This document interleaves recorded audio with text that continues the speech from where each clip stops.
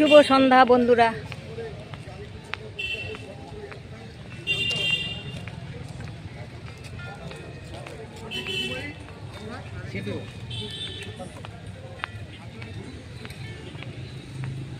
বন্ধুরা আমি এখন স্টেশনে এসে গেছি, ট্রেন ধরবো। ট্রেন 5:30টায় আসবে, ট্রেনে উঠবো। এখনও ট্রেন ঢোকে নাই বন্ধুরা।